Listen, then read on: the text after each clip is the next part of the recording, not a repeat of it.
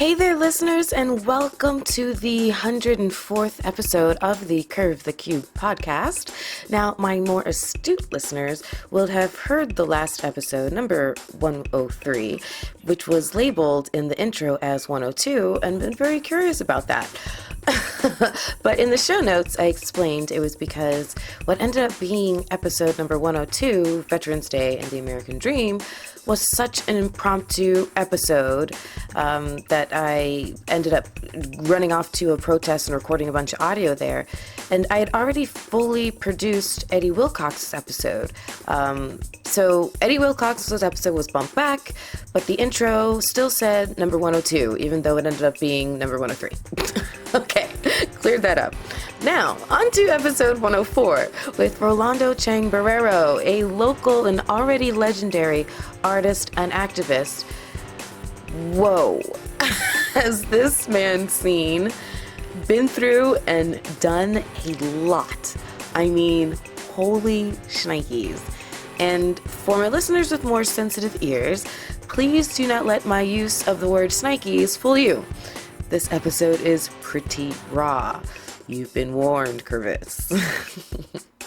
I met up with Rolando at his latest gallery venture, the Box Gallery off of Belvedere Road in West Palm. I was really, really excited to talk about his art and his career and all of that.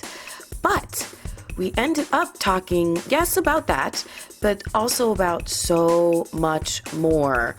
From the HIV/AIDS crisis in the 80s through the evolution of activism into modern times, Rolando has seen up close and personal a history in this country that hasn't always been pretty, but it really has always brought out a spirit of activism that has always been, for the most part at the core, beautiful. So sit back and relax and enjoy this. Really, really listen and absorb this in. It's the 104th episode of the Curve the Cube podcast with artist, activist, and honestly, just overall wonderful human being that I'm so happy I now know, Rolando Chang Barerro. Enjoy. Curve the Cube will now initiate. Hi. It's okay. No worries, please. How's it going? Good, how are you? Good. It's so nice to meet you finally. Likewise. Yay! Where can we sit? Is this okay? We can sit over here okay. if you like, or Great. want me to pull up a chair? Or you want to sit Why don't we, the only thing I need is a place to set this bad boy up. Let's make it here. Okay.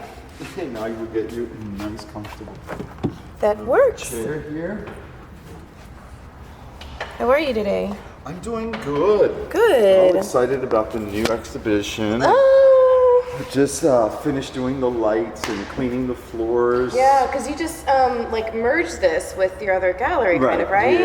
Yeah. I just finished. On the first, we closed up the Lake Worth Gallery and just moved everything in, unpacked everything. And there was a full exhibition in here with Don Shearer, who's a friend of mine from South Beach. And all of a sudden it was like there was so much stuff here, and we had to find a place for it all. Yeah. Where'd you put it? Where did it end up? No, we got rid of a lot. We sold some things. Put some things in storage. Okay. I know what that's like. And then Don Shearer show came down. When was it? Sunday. And Jacques de Beaufort's show arrived Sunday afternoon. Oh my gosh. So, Monday and Tuesday we've been hanging all the work. Oh, and it looks my fabulous. gosh. I love his work. This is amazing. And it's been a couple of years since I've wanted to show the work. Yeah. The only thing, my other gallery, not even one of these pieces would fit in there. It was a smaller space, huh? Oh yeah, much smaller. Yeah, and that was where was that again? Lake Worth? In Lake Worth. Yeah. So how did that decision come about to go ahead and make this move? I used to drive past here on my way to Lake Worth every day. And the facade of this place was really, really ugly. and had like plexiglass windows. Okay. It didn't have the pretty glass windows that are there now. Yeah. So it was kind of murky, and it had like rock holes in it. I mean, it looked like bullet holes, but it's probably from the rocks that kept hitting from the traffic driving by. Yeah. And I was like, that would make a pretty good studio. At least it's close to the house. You saw a clean canvas. No, but and your imagination went wild. I didn't know it was this big. Oh. I just thought it was the facade, and I only thought it was half the space where the sign was for rent. Right. So I called the number, and as soon as he opened the door, I realized that it was two sides. Yeah. And there was all broken stuff, like just junk in here. It was dark. It was paneled. It had these rugs that were squished, and tiles on top of rugs, and parquet floors on top of tile. And it was like, it's such a mess. And I was big old mess. And I looked at it and I was like, it's perfect. And he looked at me, the guy looked at me like, are you serious? And he goes, what are you going to do with it? I go, I'm going to gut it and bring it back to its natural raw state. There you go. And he's like, by yourself? And I was like, well, I may get a little bit of help. He goes, how soon do you want to sign the lease? he was like, before you change your mind, right? Before you realize you're putting on whether you can shoot. No, I'm just kidding. So yeah, between four of us. Wow. And between four of us, it took us less than a month. Wow. To strip it all down. Got rid of all the ceramic tile, all the vinyl tile, the linoleum, the rugs. I mean, it was layered on thick. Well, you know what's nice though is I've noticed, at least the art galleries I've been to lately, that they're all very stripped down. They're kind of a bare bones space, and so it kind of worked out. Well, when I posted the pictures of the clean floors and the hanging system, I posted it up, and Industrial Design got the lighting in touch place? with my Industrial Design architects company. Okay. Wrote me and told me that the place looks great and that it was really nice, and he asked me who my designer was, and I was like, me. This guy. Oh my gosh. So has this become like your new little baby then? Would you like some water? Oh, I'm fine, thank you. Okay. Yeah, I'm fine, really. This is pretty amazing. So what do you envision with this space? Like, clearly you were inspired to do this and really put a lot of hard work into it. Well, every month it changes. Yeah. And that's what I envisioned, that it would be completely flexible. Okay. And in so much as even the website calls it a 4,000 square foot flexible exhibition space and gallery. Right. And it's flexible in the sense that there's only one permanent structure. This here? This projection wall. Okay. So it could serve as a wall for hanging work, a backdrop for musicians. We've done live videotaping and podcasting in front of this wall. So, okay.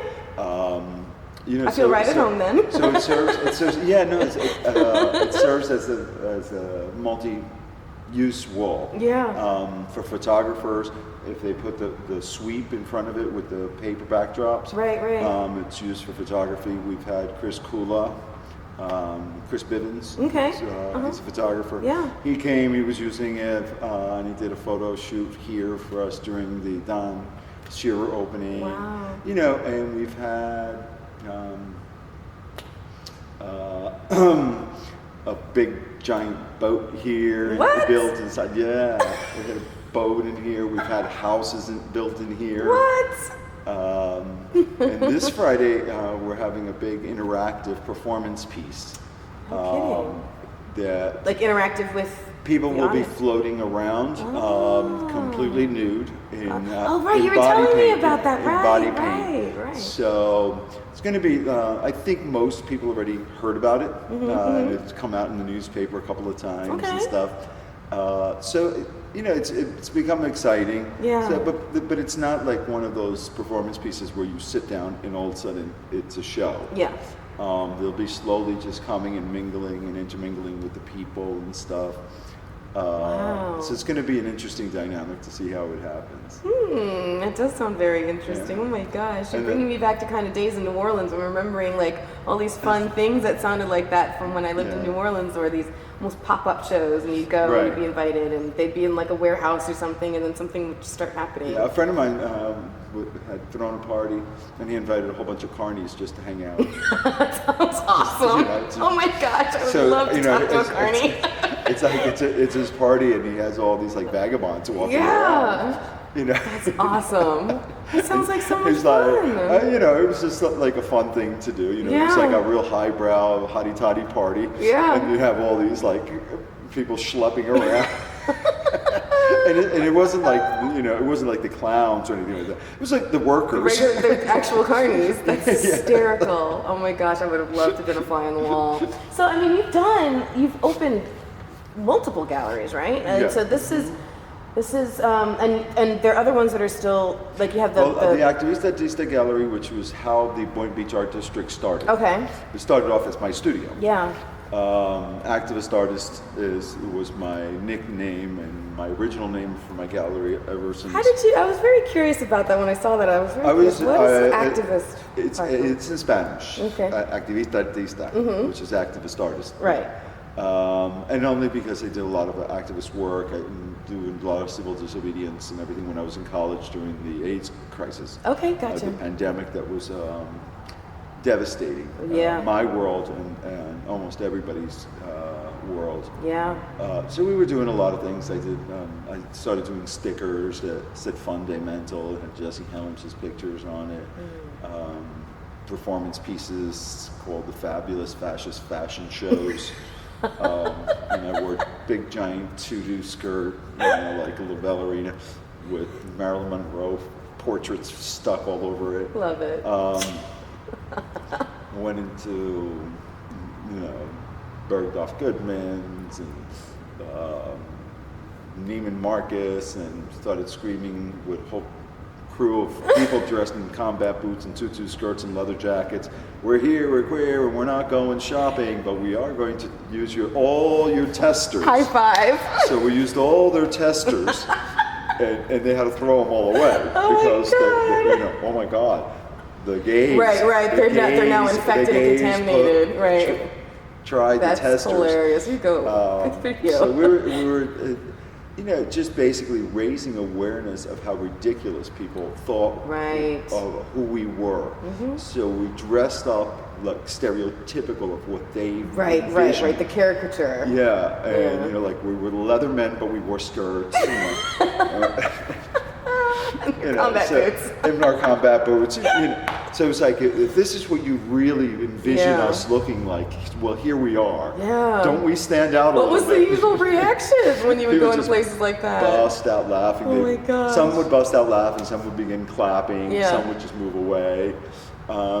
Most people were indoctrinated by this time already. Mm-hmm. And ours was to get rid of the word GRID, which was the gay-related immune deficiency. Oh my gosh, I forgot that even existed. And it wasn't. Wow. A lot of it had to do with that we knew it wasn't strictly gay-related. Right. And we were fearful that we were dying and nobody was paying attention. We were getting redlined. A lot honestly, of our addresses, not paying attention. Some people are probably honestly celebrating, which is terrible. Disgusting, The insurance companies were practicing redlining, which means certain zip codes did not get insurance or did not get payouts. Oh my gosh. So there was a lot of other things that had been done to curtail that. Yeah. Within the insurance companies themselves. Some activists took it upon themselves to make sure that those zip codes got kind of jumbled up. Mm-hmm. So a lot of other people wouldn't get their payments either. Gotcha. People chained themselves to the balconies, to City Hall, and it did raise the awareness enough. But during that time, there was still little conflicts between the gay people themselves. The power struggles.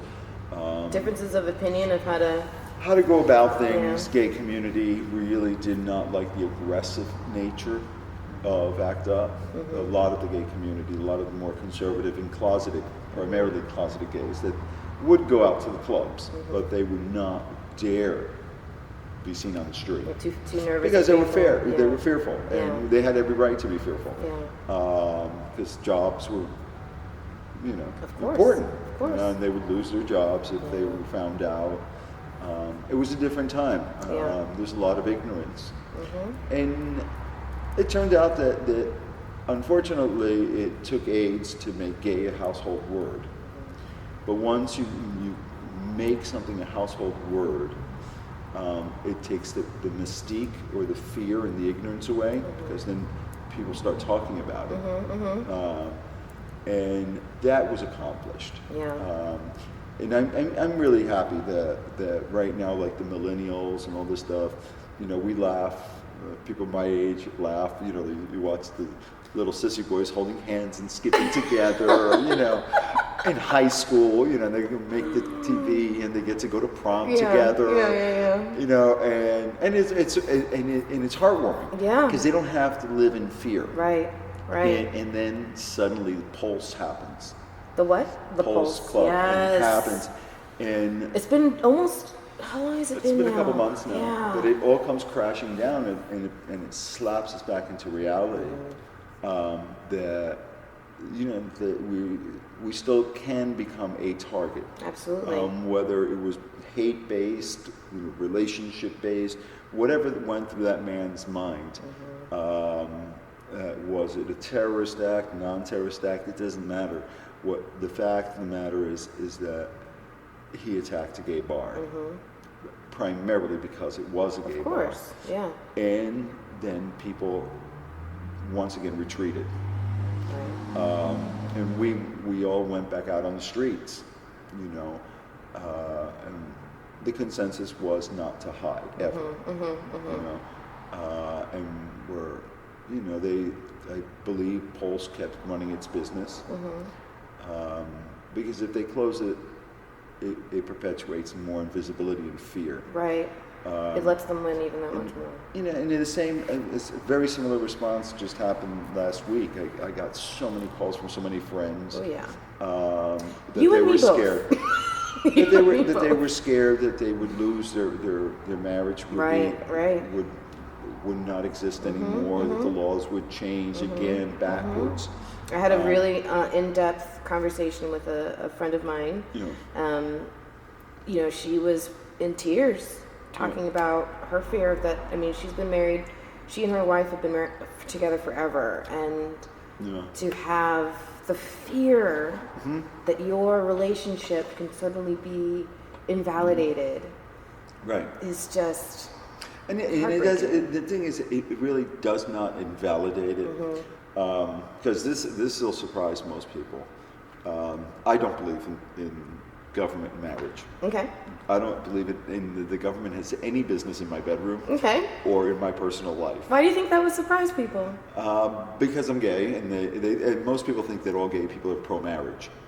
Well, no, I think there's a difference between being, I just don't believe in marriage overall versus. No, I believe in marriage, the sanctity of the relationship, whatever religious right and you both agree on. I believe in celebrating unions. But I wish it wasn't the way it exists today, where the reason to get married is because out of fear of not having access to your loved ones. I see what you're saying. Bedside. You know what I'm saying? Those are political things that are very challenging to me, because it still discriminates against the unmarried person. So it's almost like you have to get married, or you have to go. You could always form a partnership. But the marriage makes it easier for the government to control you, what you can and you can't do with your partner. You could be there on the bedside, you can't be on the bedside. You could get your inheritance, you could pass on your all Right. your personal stuff to your loved one or not. Right. And that affects heterosexuals also that are not married. Right. So I've always seen it as a very discriminatory practice against unwed people. So for that reason, I would have preferred that it be dismantled. Right. But alternatively, if it's not going to be dismantled, it's at least better that everybody has the equal right. They have access to getting married, and that's and you know how I said that's for me personally. Right. I have friends, and I applaud their decision to get married. My nephew, thank God, is finally engaged, and you know they're going to get married soon, and they decided that they were going to wait and enjoy their engagement and stuff, and they're courting each other, and it's beautiful to see the difference in how he's been able to actualize his life, as compared to what my life was when I was his age. But it's because it was very different of what you guys did that he's able to enjoy the fruits of that. I mean, I remember the 80s are a little fuzzy for me. Just being honest. I think the 80s are a little fuzzy for everybody. You're probably right, for various reasons. I'm in recovery, right? Yes. And they ask you to speak sometimes at AA meetings, at NA meetings, and all this stuff, and I'm like, okay, my story, as best I remember it, and as best I can interpret it, because remember, I was really high when I was experiencing these things. So I was interpreting it through goggles, like really messed up. Right. So this may or may not have happened exactly this way. I say that about every memory I recount of my college days in New Orleans. This may or may not have really happened. I may just have interpreted it this way. People start busting out laughing because they know it's true. Right. You spend 30 years drinking and drugging. Right. It takes its toll on the brain cells. My party began at 16. Yeah. And it just never stopped. And it was a lot of fun while it lasted. But it started taking control. Yeah, but I remember, but like the 90s, I think, are kind of when I started to become aware of the problem. I remember in my school, one of our teachers was a major advocate for gay rights and AIDS awareness and all of that, and she, organized speakers, and they were, we would gather in the auditorium and the whole. So my school was thankfully very proactive about that stuff, but I'm hearing you talk, and I remember I'm immediately going to the real world. And Pedro Zamora. Oh, Pedro Zamora. Yeah, and thinking about how the first gay kiss I ever saw on television. I think it was actually the first one ever aired on television. And it's funny because you were experiencing it here. And I was born here. But I went to school in New Jersey. Then I came back here for high school. And then I left for college to Chicago. Gotcha. So Art Institute, right? Yeah. Well, everything began here. It was still unclear as to what was going on. We knew that it was GRID. We knew that people had ARC and AIDS, and everybody was trying to figure out what HIV was, what it wasn't, and we were not so aware of how many people were actually dying. Right. Because people would just drop out of the scene anyway. Right. So we would be waiting for a performer, a drag performer, to come to the club and perform. And it's like, oh, honey, she's away. She can't make it today. She's tired. She's in bed. Wow. And we didn't think anything of it because we were all heavy partiers at the time. We're like, oh, okay, well, time's to recover, so call somebody else. And I was working in the nightclubs and stuff. And all of a sudden it's like, oh, they got a pneumonia, they got sick, and they're in the hospital. Oh, they died. And it was like a matter of 2 or 3 days. Right. So by the time the person was sick, they were almost dead. Really sick, yeah. And nobody really knew whether you were sick or hungover, or if it was the drugs, or whether it was the booze. But little by slowly, or God's furious. Some people probably. But little by slowly, then it became really evident that there was something really wrong, because a lot of us were dying, like all of a sudden. And it was really just about that time that I got accepted at the Art Institute of Chicago, so I left. So the bulk of the impact I felt in Chicago.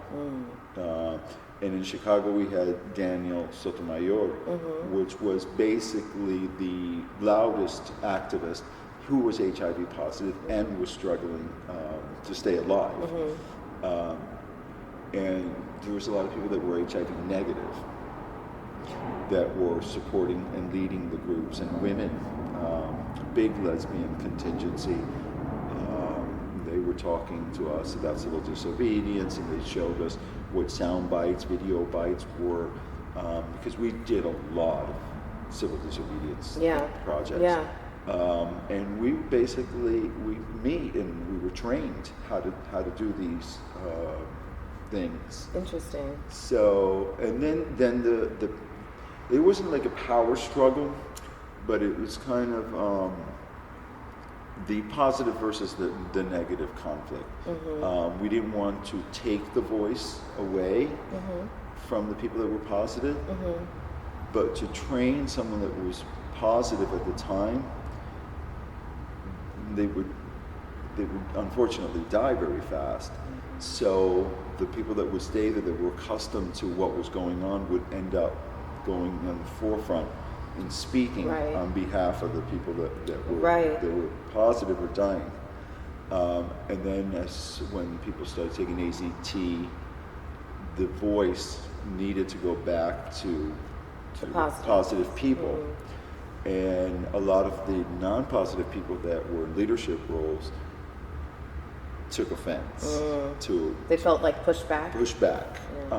And then things splintered up, and Queer Nation and all of these other groups started coming up, and then more violent protesters went their faction, more passive ones, and then you had the Showboat people that only went out for within the club scene and stuff like that. But it was all in all, everybody was necessary. We had groups that only went to the Latino clubs, the drag bars. Some people wouldn't go into the leather bars to bring in information and condoms, because that was not their group. Because similar to real life, just because you happen to be gay or lesbian did not mean that there was no racism, there was no ethnicity, no economic challenges. So there was division within our factions. And although the concept of gay and lesbian brought us together, you're still individual people. we still had all the baggage of mainstream society. There was racism and separatism and classism and stuff, and like black bars with the black bars, the Latino bars with the Latino bars, and many of them didn't mix too much. They mixed about as much as society was mixing at the time. Did you find that reflected both in Miami and in Chicago, or did you find a difference between the two? I think it was all over. I happen to be Latino. And part of would never have guessed from your name. and part of the leather scene. So it was. Did you have chaps? Please tell me you had chaps. Yes. and then I was an artist. Awesome. And most artists hung around with the mainstream white community. And they looked down on the leather community, or they didn't acknowledge the leather community as a mainstream gay community. And the conservative gays, forget it. We have Republican gays, we have liberal gays, so we're just a microcosm of the larger society. We just happen to like people of the same gender. But do you think that there's also part of it where it's like, you're talking about one group looking down on the other group. Do you think that the group that looked down on the other group perhaps thought that they were a poor example or an embarrassing example, or you're playing into the stereotype or what have you? Well, gay pride was, the Leathermen would go out in jock straps and chaps. Yeah. And, like the Log Cabin Republicans were like in their khakis and their button downs. They were like, stay away from that. Right. And then you had they didn't want the stereotypes to be reinforced. Yeah. And I get that, but we didn't go out on the streets and camp it up and celebrate our individuality and our differences. Basically, we're asked to closet ourselves again, and the response from that was get even more outrageous, wear bigger wigs, brighter wigs, more glitter, more flag, right. And it's turned into it's all of that's pretty much gone already, because now we have even.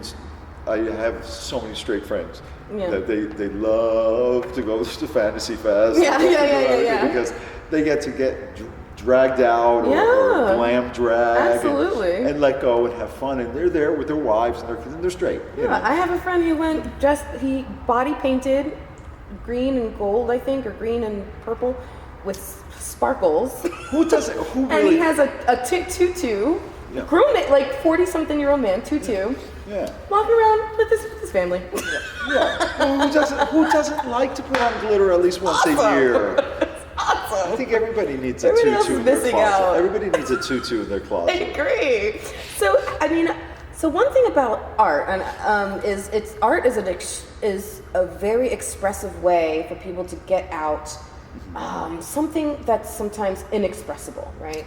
Yeah. So when you're talking about the struggles and your life journey and all of that, how did you? I mean, obviously you've been an artist pretty much your entire life. I get that, but when you were going through that in the '80s and applying to school in Chicago, what was your art like back then when it was more in the thick of that movement? My art, everything was pretty glossy that I was doing, very slick, very fashion oriented. Because I started doing landscapes as a kid, and then I progressed to doing graphic arts and fashion. So when I decided to go back to school, I went back to community college to get my grade point average up so I could get a scholarship. Because I wanted to go to the best school. Yeah. And I couldn't afford the best school. So I knew I had to get my grade point average really up there and really enmesh myself in internships and build relationships so that I could get into what I call the Ivy League art schools.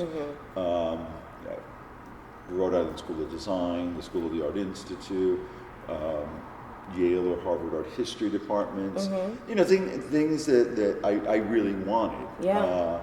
Because if I was going to go and get my bachelor's and my master's, why not go to the best school? Right. Right. So I took a couple of years off from working and really concentrated on school. And it turned out really well. I got to work with some internship with some of the best artists in Miami at the time, because I was going to Miami-Dade Community College, Marilyn Gottlieb Roberts, and she introduced me to Kim Irwin and Marilyn Arson, and the whole contingency of people that were doing a lot of performance, mixing dance with theater and live art and installations. We had steamroller events and this, and a lot of them wrote me glowing letters of recommendation. I was an intern for Charles Record, who was an experimental filmmaker. It was a great time. The 80s was a great time. I was on South Beach and from the early 80s to the mid 80s. And then eventually I applied. I had a really good record. and a lot of beautiful glowing letters of recommendation. So I got a full scholarship. And, That's amazing. And then I just had to maintain it. Yeah. Because getting in is one thing, and then keeping it, right. maintaining it was another. Right. And I did graduate with a Ryerson Traveling Fellowship and an offer to go back to Miami to work at Miami-Dade, where I had recently graduated with my AA, right? And now here I am with my degrees, and they offered me a job because the gallery director there had passed of AIDS.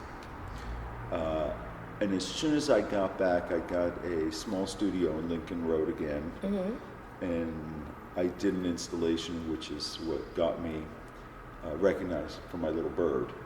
And I made epitaphs with those little birds. And I was going to do them for a couple of my friends that had passed. Then I found out that some other friends had passed when I came back, and some other friends had passed. And before you knew it, I had a couple of hundred birds hanging around on trees in Lincoln Road. Wow. And they just kept accumulating. And it was my way of keeping their memory alive. And you know, I did a whole bunch of activist work in Chicago, a lot of paintings and a lot of flyering that I really was stuck on. I'm really challenging Jesse Helms. So I did these posters. Sorry, Jesse Helms. Jesse Helms was a senator. Oh, okay. That was a bigot, and he was a big voice in really derailing any attempt to educate the country about AIDS. Gotcha. And we knew that the heterosexual society, the mainstream society, would soon find themselves in the grip of the epidemic also. Yeah. But it underreported in the black community because of the shroud of nobody wanting to admit that they were either gay or so they would prefer to say that they got it through IV drug use. Right. You know, so those statistics started coming out, and then more people started saying they were IV drug users, and it was there were numbers, but nobody really was taking any time to really follow up and do the studies. We didn't know if people were saying that because of fear or because they were actually IV drug users. Right. And the heterosexual society wasn't getting the high numbers because they were practicing safe sex all along because there was no access to pills. So they were all using condoms. So they were actually practicing safe sex or safer sex. Right. For fear of pregnancy, which is a fear you guys do now. and you know, to their benefit, it stopped the numbers from getting high. Right. But as soon as people started transitioning away from condoms and into birth control pills or whatever, the numbers skyrocketed. Yeah. So, and there's just some, and then nobody wanted to talk about it because it was almost to insinuate that you had slept with someone that was gay, right, or that your husband was gay, right, worse yet. Right. So women were very defensive about mentioning anything. So immediately they would say, "Oh no, you know, it has to be drugs." Yeah. I mean, you remember? I remember just it's. I guess it's a good thing that now most of my memories of these types of incidents. Now, of course, I wouldn't have experienced it firsthand, but most of my memories are from film and television, right? Yeah.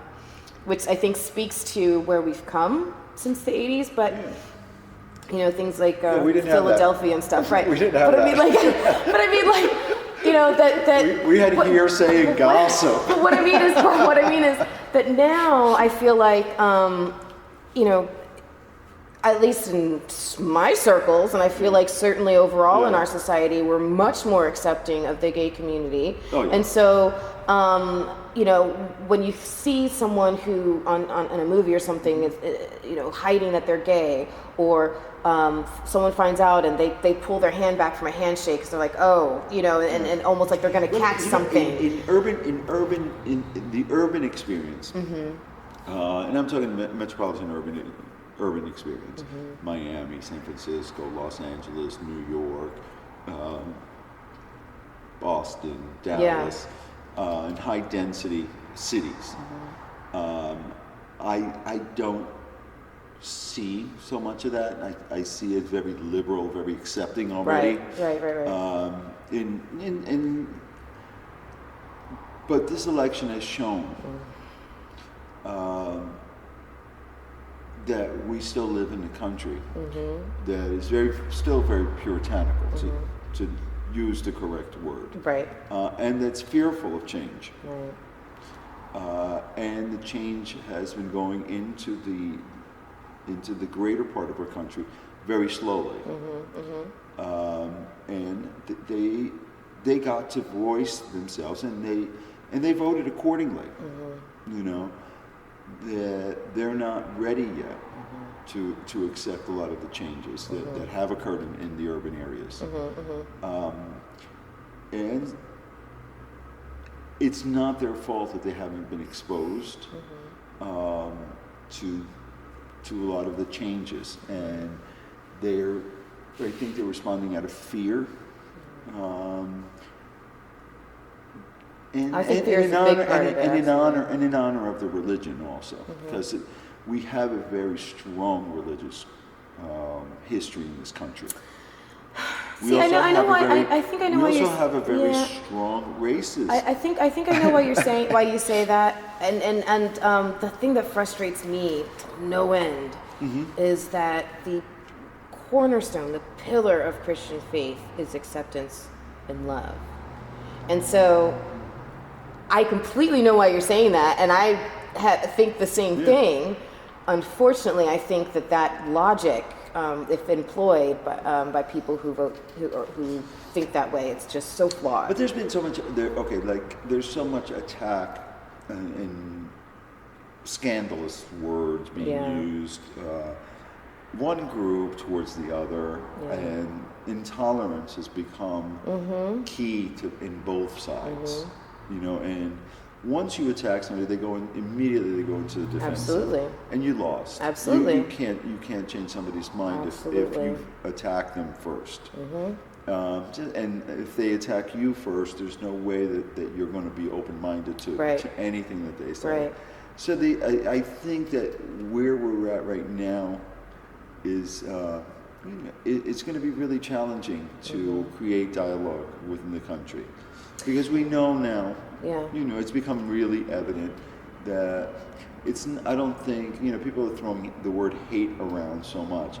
I don't think it's hate as much as ignorance, and ignorance in basically as it's supposed to be used. That people are still unexperienced, they're not sensitive to the developments that happen outside of their world, or the growth that has occurred in the upside of But things. Unfortunately, I think when you combine ignorance with fear, that's where the hate comes from. It can breed that, which is unfortunate. It can breed it, but I think most of it is fear that's going on. I agree. Because if you talk one-on-one to almost anybody, we all pretty much get along. And I've been all over this country. Yeah. And I've dealt with Southern Baptists, with white, more majority people, and one-on-one, everybody's been loving and caring, and in my experience, I don't witness that much. But I'll tell you, in a group, you wouldn't catch me in any bar or any other place where people could get riled up together as a group. It's interesting. They could feed their fears together. On Friday, then I suddenly become like, outnumbered. All those fears. I grew up. Yeah. in the 60s. Yeah. And I saw a lot of the stuff that can happen in my schools. Yeah. You know, the beatings, the kicking, the pulling hair, the hurting each other. And these were kids just mimicking their parents. Of course. You know, it's interesting. On Friday, there was an anti-Trump protest in West Palm. And a friend did you of mine, go out there? I did, because I wanted blow your to... trumpet? No, my anti-trumpet, no. I wanted to, I went down there because, you know, look, the election happened, as disturbing for me as it was, it happened. As disturbing as the stories are from during the campaign through now that we're in post-election, my cousin was walking down the street in Queens, of all places, with her daughters, and an old dude leaned into her ear and called her a what? Say it. Why not? That is the one word I want in power. The thing is, that is the thing that we bought into political correctness. And we don't acknowledge that people are still calling us f***s and on the street. I know, but you know what? That is the truth. It is the truth. It is the truth. The absolute and truth. We could hide behind political correctness.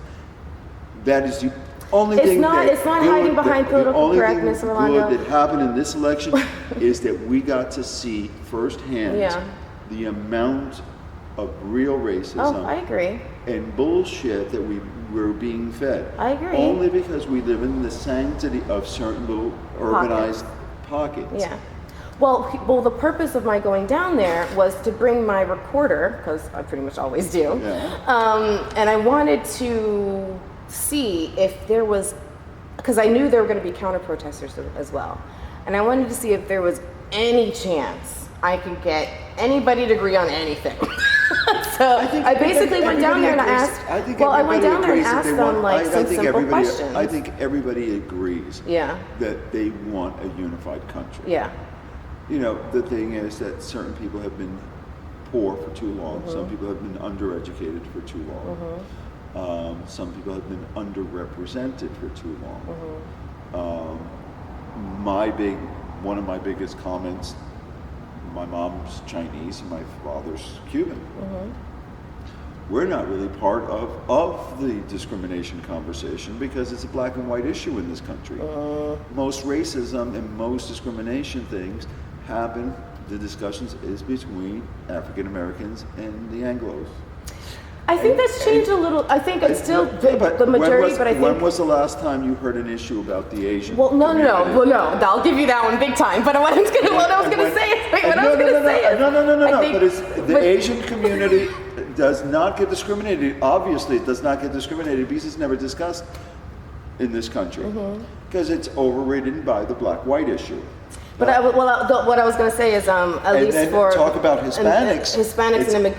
There is no such thing as Hispanic. There's no such thing as Hispanic. I am not Hispanic. I am not her panic. I'm nobody's panic. I am Cuban. Okay. And amongst the Cubans, okay, then you have Venezuelans, then you have Colombians, then you have Mexicans. I know that. Amongst the blacks, you have all kinds of different blacks as well. How many African Americans are of different cultures? Tons. So my point... What culture are you from? I'm Haitian. Okay, you're Haitian. So my point is that there's been a growing is bubble the black Haitian community aligned with the African American community? On a lot. Because you're Haitian American. Yeah. You're not African American. And I'm talking about the conversation being African American. I hear you. But here's my point, though.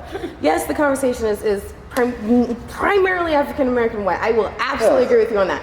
My point is that because of this election, I feel the whole thing.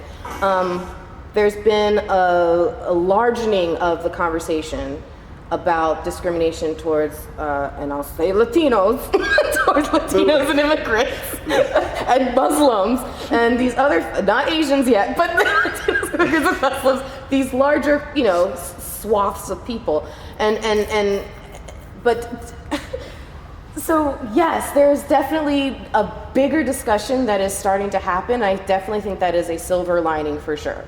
But the difficulty of that is, whether it's blissful ignorance or what, I don't know. But I was pretty damn happy not having to talk to my gay friend who's in tears about fearing her marriage being dissolved. I miss not having to go onto Facebook and see every day now a story of someone I know being called the N-word or being whatever. I miss that because that was a time for me where I didn't have to be reminded every single day of what's happened to me in similar situations. Right. There's a pain there when you've been discriminated against and bigoted against, and for anything that is just completely an outward perception of who you are. And so the reason I completely understand what you're talking about, your point about the word Hispanic, but to the outside person who doesn't know that you're Cuban, you're Hispanic. And my point is that that's a blanket discrimination, because the person who thinks that is the ignorant person who's doing the discriminating in the first place. I just try to make sure that when they pigeonhole me, they pigeonhole me in the correct in the right slot. I am. Look, I hear ya. There are times when I'm frustrated. I'm like, I'm Asian. My mom has slanty eyes, and she's Chinese. She's not Korean. She's not Vietnamese, and she's not. She is of Chinese descent. Yeah. Okay, in this country, everybody, is Asian. No, and those are radically different cultures. Right. But I think it's interesting though. But I think between the Latino cultures, they're so radically different. I'm going to play devil's advocate over here for a second. Wait a minute. I'm the firstborn. I'm the firstborn in this country. I want to play devil's advocate. So are white people. They're Irish white people. They're German white people. They're people. Granted, but and I'm in agreement, and I agree with you there. And we bolt them all together. But they're not first generation anymore. Right. I'm talking from a first generation American. Yeah. And people ask me, "What are you?" And I go like this: "I'm Cuban, born in the U.S."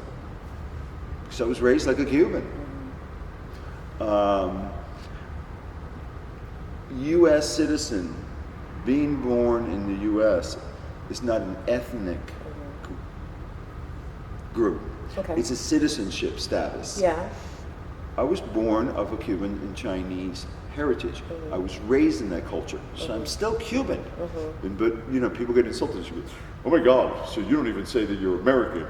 And I'm like, I was born in. I'm a citizen of this country. I was born in this country. And yes, I'm much more patriotic than most people. I paint U.S. flags, and I honor the fact that they gave my parents the opportunity to come here, because they were political exiles. They were not immigrants. They came here exiled, and this country harbored them and helped them, and they were able to succeed in this country.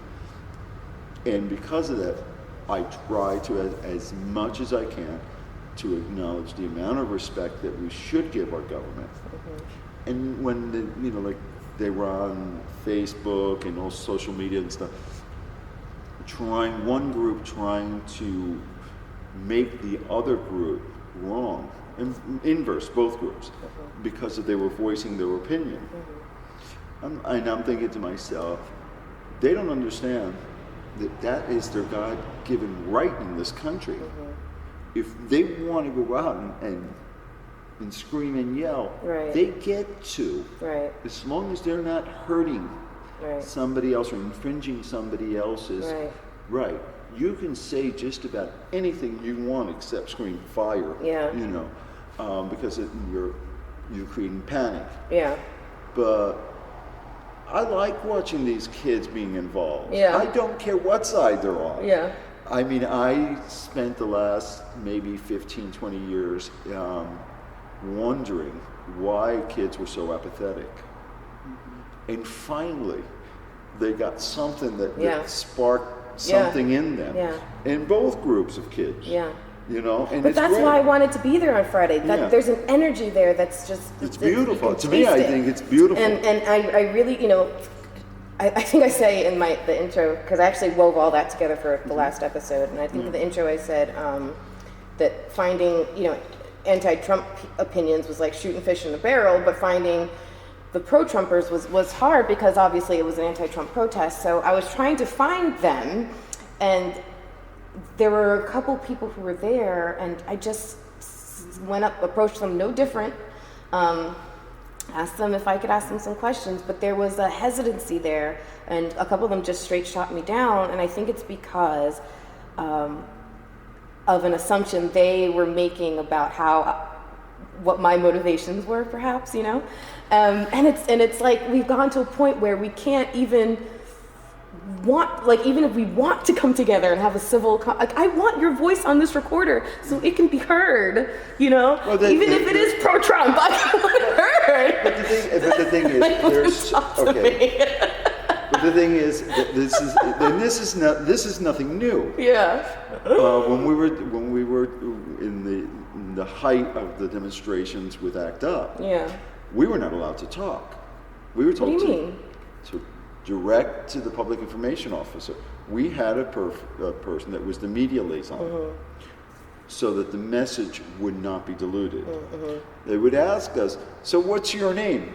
We looked at them, we go, "Act up, fight back, act up, fight back, act up, fight back." And they were like, "Don't you have a voice? What are you all, a bunch of mummies, mimicking each other?" And they kept saying that we were all brainwashed and all this stuff. But if you don't give the soundbite, the medium will manipulate it. And we've seen that irrelevant of who you were supporting. Right. The majority of the media, they say is liberal, and I think it's lobby-based. But the lobby-based media supports the lobby that was the mainstream candidate. So the money was pro-Hillary. There's no denying it. To find something that was pro-Trump, you had to dig deep in, you had to go to the BBC to get something that was fair. Something that was fair reporting.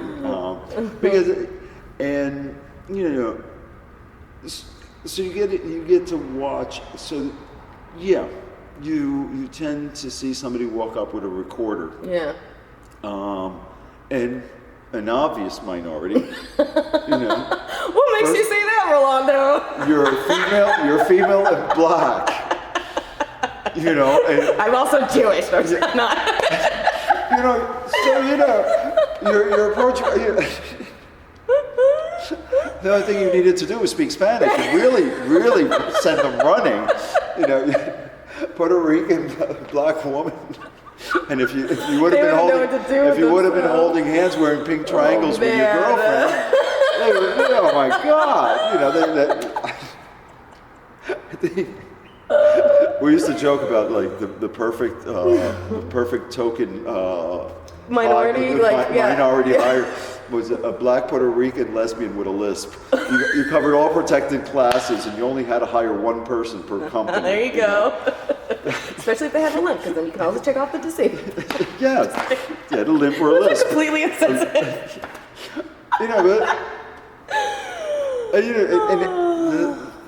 And it's true that there's that whole thing. We could, as liberals, we could take things to an extreme. And be just as intolerant and just as insensitive as the people that we're trying to enroll into waking up. Which was my motivation behind the episode, was to try to show that we need to stop yelling and start listening, because I was trying to, and as I was talking to people, one thing became clear, that there was a common ground of railing against the machine, and I'm like, you guys are talking similar languages but from different sides. This was my Facebook post the day of the election. Okay. And I reposted the 6 historic first for this year's elections. I only got 15 likes. Because it was positive? Or like a... Nobody cared. Nobody cared that that history was being made. Duckworth, was she mentioned? First of all, we lost focus that Hillary was the first woman ever nominated as a presidential major party, candidate for presidency. That showed progress in our country. Yeah. We just finished electing and having our first black president, which was also very progressive, very showing a lot of growth in our country. Right. Then we're hiring and we put in office in Nevada Catherine Cortez. You know, first senator, Latina senator. Yeah. Then we Which is put it's the kind first of, it's Indian kind American. of crazy to me that she's the first, to be honest with you. And then we put the first Indian American to serve in the U.S. Senate. Okay. From India. Yeah, yeah. Okay? Not Native Native American. American. We put our first Vietnamese American, largely on. We don't know that the Vietnamese also want represented. Shouldn't that just say represented. Asian American, Rolando? No. And then. Come on, I had to say it. And then we got. And then we got Kate Brown, which had been governor because she was filling in, but she finally got elected, which is the first LGBT governor. And then we got a Somalian American and a Muslim elected in. So, you know, overall, and a Native Indian American. So.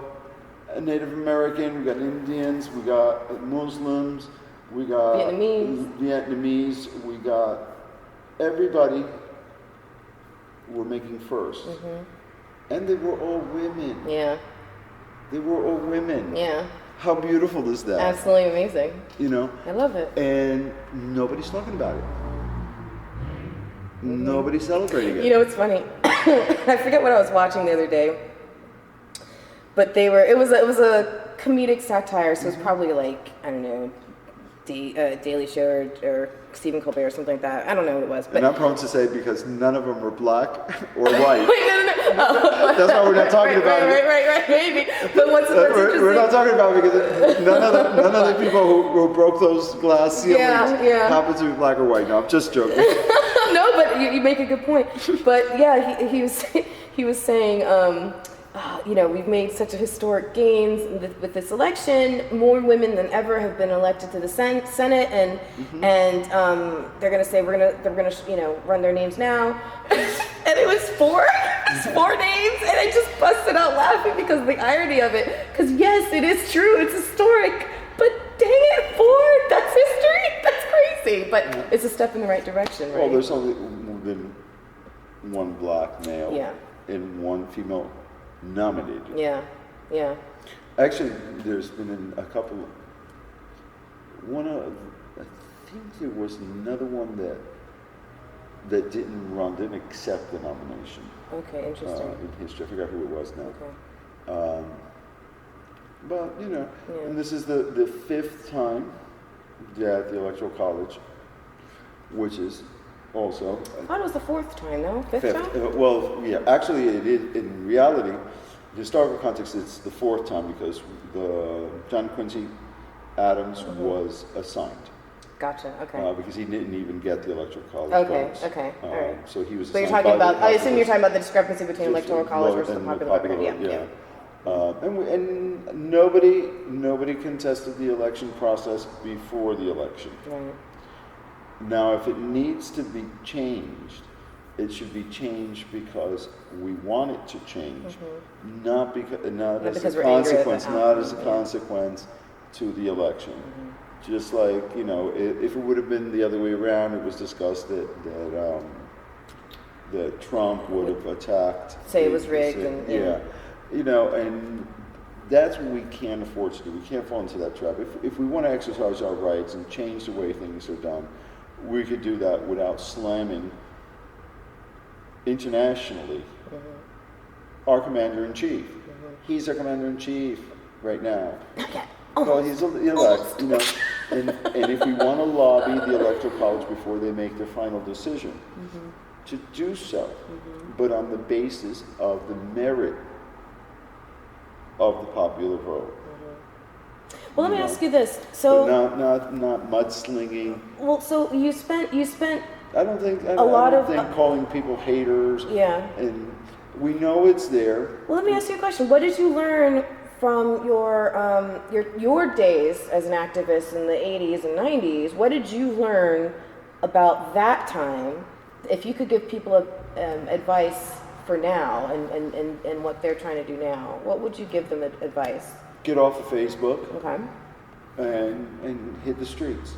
Knock on doors, talk to people, change it. Yeah. Don't talk about it. And do it correctly. What would be a trap you'd tell them to watch out and avoid, or a road you'd say don't go down that road? Don't do it for your reasons, for your personal reasons. Do it for the greater good. And if you keep looking at what is for the greater good, and you end up in a discussion about the greater good, and you believe that it's the greater good, there will be no stopping you. Now, if it's for you, and you find out that you're personally not gaining what it is that you created as an expectation, you'll be disillusioned and you'll stop. I think it's easier to stay on track if you honestly are doing it for the greater good. That makes sense. I noticed your safety pin. Is that the safety pin for... Gotcha. I think I have one, but I forgot to get it from my roommate. I suddenly feel so ashamed I don't have mine on. I really don't. I don't believe that hurting each other's feelings is going to pave the road for growth. We know that the fears or hate is stemmed from fear, or however it is that you put it. And if in fact, I've seen hate. This is nowhere near for hate. I've seen hate. Hate is very violent. Even if it's not physical, it's going to be very violent. Yeah. And very, really, really aggressive. It's not played out in the media. It's something that you feel. Yeah. So let me ask you this. So when somebody is bigoted against or what have you, treated badly because of XYZ, there's a pain that results. So a lot of what I'm hearing right now and a lot of what I'm feeling right now is pain. Like I was mentioning before, it's bringing back memories of incidents that have happened to me. And, I see a lot of that. People are talking about, and to me or on the wretched Facebook, about, all this pain that it's generating. And so, and then pain turns into anger. And so what would you say to people who are... Is it pain?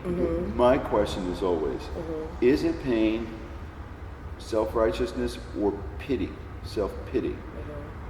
There's a big difference between it. And I don't think people have been able to identify it. You haven't been given enough time to process how you really feel. Because if I really ask you, in all honesty, do you really give a shit how anybody that looks down upon you thinks about you? Yeah, I do. And I'll tell you why. I don't, because I think their opinion affects how I feel about myself. I do when it comes to I need to walk through a door and get a job. I do when it comes to they are allowed to discriminate me when I'm getting a house. I do when it comes to I don't want my son to go to school and have things said to him because he's 4 and he can't handle it. And then when it comes to changing from words to a physical action, like you were referencing, that's when it matters to me, and that's why it matters to me, because it's painful. Because I get angry. Yeah. The feeling that I get is not fearful. It's not. I get angry. I get angry at myself. Okay. That I don't do enough to change the situation. I think I've learned to be complacent to a large extent. I think a lot of us And are. I learned to expect the youth who wasn't responding. And that's what switched in me. Watching all this stuff, most people say that they're in pain, they're feeling hopeless, and I'm feeling so hope-filled now because I was just angry for the last 15 years because I was watching all of this and experiencing it every day. Yeah. And nobody doing anything about it. Yeah. And nobody caring enough to do anything about it. And I can't be happier than pig in shit to watch all these kids. Yeah. Because it's their world. So then It's how would their you... world. They need to sort it out. We've made a mess of it. We've continuously brought in manipulations and things like that have not worked. We initiated political correctness. We initiated affirmative action. We initiated this. And all of these things have covered up what's still there. It's still there. Well, I think we were hoping that if the behavior changed, the attitudes would follow. But I think what's fortunate/unfortunate is that we are realizing that's not the case. It's not the case because, all of those systems eventually, they were all ideals, but they all got polluted, because of money, because of things. And I think our kids are tired of us, both conservative and the liberal us. And I think that they'll do a better job. So how would you? I really do. What advice can you give them, having been through the struggle and channeled your angst? Listen to me. Yeah, no, listen. That's what I'm telling them. Don't listen to me. No, I want them to listen to you because you were able to channel your angst, whether good or bad, whatever. So you had an experience and you learned from it, mistakes and otherwise. What advice can you give them? What is the right way for them to channel this angst? Pretend that they're got a terminal disease. And what do they want to leave behind? Time is of the essence. My attitude changed when I got cancer. Yeah. I battled brain cancer for a number of years, and I lost it. I went into really deep depression and everything. And people today ask me, don't you sleep? Don't you do this? Why are you so involved? Why do you do this, that, blah, blah, blah, blah. And it's to leave a legacy. It is basically for the greater good. I don't make that much money. I still eat McDonald's because that's in the dollar menu. Right. When I sell a painting, I have to cover some cost. In order to show your work, I have to sell my paintings to be able to afford to have your work in my gallery. If I don't sometimes compromise my work and do commercial stuff on the side, Gotcha. I don't get to show your work, and I think that your work needs to be shown. So that's my commitment. And the people look at me and they go, my friends, my roommate looks at me and goes like this,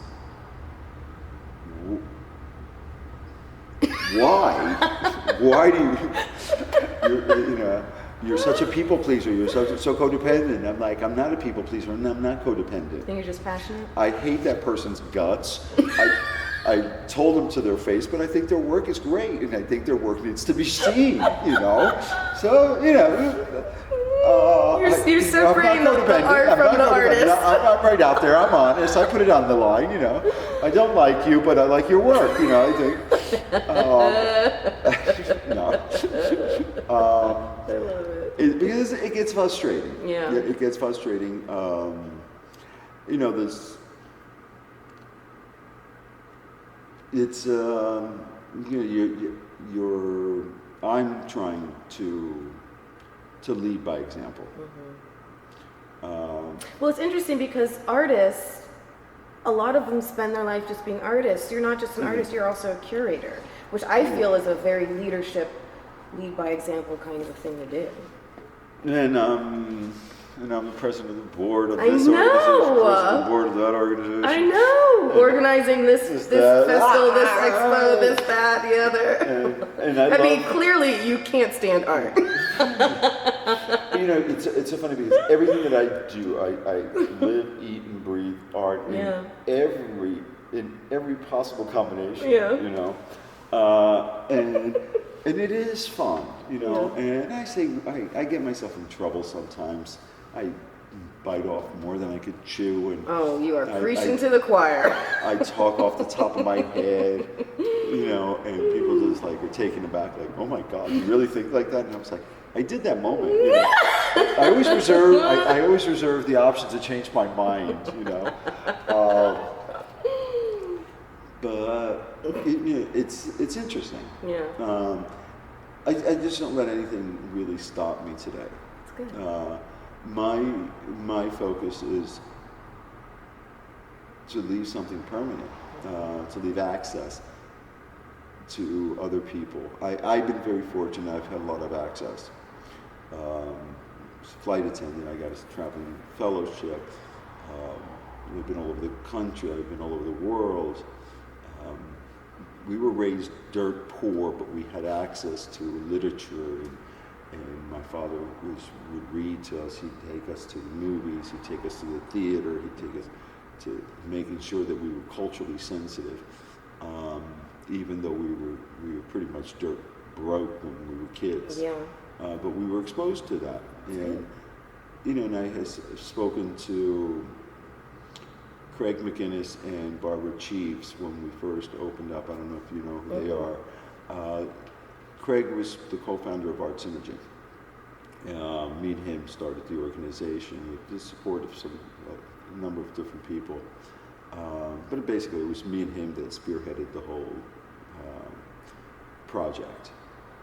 And we gathered people, formed a think tank. And you know, one of the ideas that we wanted to was through a discussion with a woman called Barbara Cheeves who runs Bridges. She's one of the administrators at Bridges. And I asked, I go, because I had done a project and I wanted to take that personal project a step further. I had challenged a teacher. She had contacted me about doing a project at the art district, and I told her I didn't want to do it. She goes, "What? I thought you liked kids." I go, "Yeah, I like kids, but I don't want to do it on a Wednesday."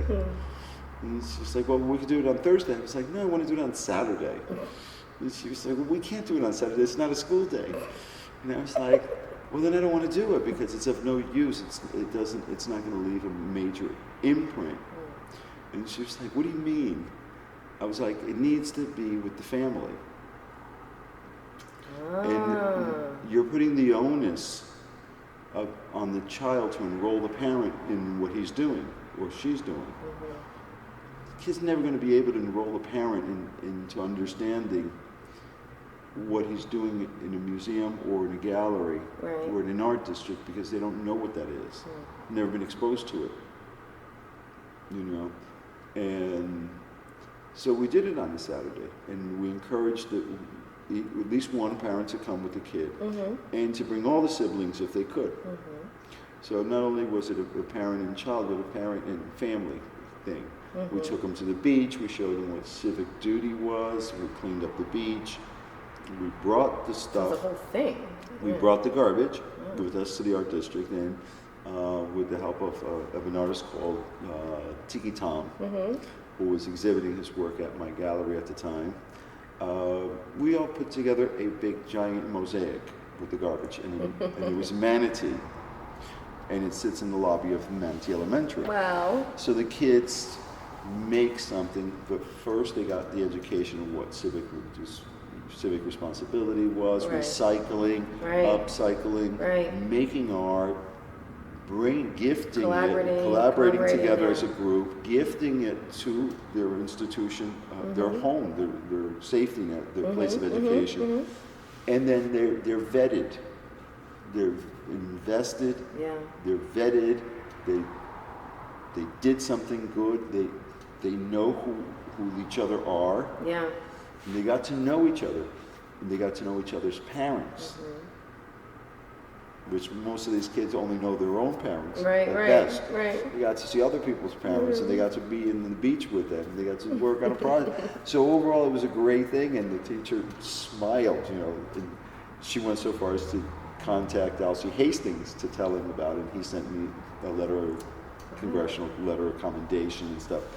And I wanted that. Oh, that's what that was that I read about. That was what that was from. Oh. And I wanted that to be part of our synergy as far as a grant to be able to, and that's where the discussion came in with Barbara Chiefs of Bridges. How do they get parents to do things with kids? She says, we give them a point system. Every time they do something with a kid, they get a point. And because of the points, they get certain benefits. Okay. And I was like, would this be possible? She goes, of course it is. It could. So if they attend a cultural function with their child, they get a point. But then the obstacle there was that they'd have to take a day off from work and they'd lose money. Right. Because it would probably not, their employer's not going to cover it. Right. And I was like, well, what if we start a grant to cover that cost? Wow. As long as they don't get fired for the extra day off, but a day off without pay, and we could subsidize the parents. Right, it removes the obstacle. This is money for the parent, not for the child, because there's enough money for children's projects. But we never think about, supplying money for the parent. Because it's a day's salary. And we got our 501c3 this week. Yay! And I immediately reminded Eileen, which is the vice president, that we had discussed this way back 4 years ago. And she's like, well, let's get it going. There you go. So we're excited. And I still haven't reached out to Barbara yet because it's only been 2 days that we got our 501c3. But I'm very excited about contacting her and awesome. letting her know and stuff. But those are the things that are really important to me that are not often seen. People see the party, they see the openings, they see when I sell a piece, I put sold. Right. The stuff with the bright lights on it. People are really happy. But that's all the fun stuff. And I think there's a lot of people that work like that are not, we don't realize, And I started a program here to make sure that people knew who they are. The state-of-the-art presentations. We introduced Trina Burks, Anthony Burks, to speak a little bit about what they do with ATB Fine Arts and Continuum. We've invited the press, some people from the press, to some critics, some writers, so that we are exposed to what is it that they do. We see them in the pictures. We see them when they do put sold on their pieces, or they congratulate somebody. But what is it that they do? What is it that runs them? What rules them? And it was great, and those are the things most people overlook. They go like this, oh my God, it's another lecture, it's another presentation. I don't want to go, Let's just go for the opening. Let's go for the party. Let's go have a glass of wine and drink some noshes, And it's all good if that's the way you want to participate. But there's other people that want to know how things work. Right. And if I could celebrate both the artist as well as who put the artist in my crosshairs so that I could celebrate them, and there's a number of people that are, for instance, Jason. Jason. So it's a big circle that comes right back around. Totally. And I don't talk to Jason that much when he came over here not too long ago. It's just like we haven't skipped a beat. You know, we hug, we kiss, you know, so this big old He's so guy, awesome. you know, and he just stands there and laughs. And, I you know. And I drape all over He's him so and awesome. jump on him and hug him, you know. And, Or I do the same thing. But he also, he lovingly, you know, was teaching people. Oh, yeah. And, you know, he goes out of his way. How he told, he made a really big impact on me when he walked, took a train, took a bus, and walked with a painting to come to my gallery to show it to me. You know, and he's gone his different ways. He's had his ups, his downs, his turnarounds. He was at lot 23. I don't know. He's not there anymore. Is he No, still? he's not up there anymore. So he left, and then he's gone on. Then he started Trio. It's a Trio. Yeah, and you know, and I'm not that involved with any of that anymore. So we've gone we have sort of, but you know, when we do see each other, we know we're doing good things. Yeah, that's what it comes down to. People are good. Yeah. People, I really do believe that people really are good. I think so too.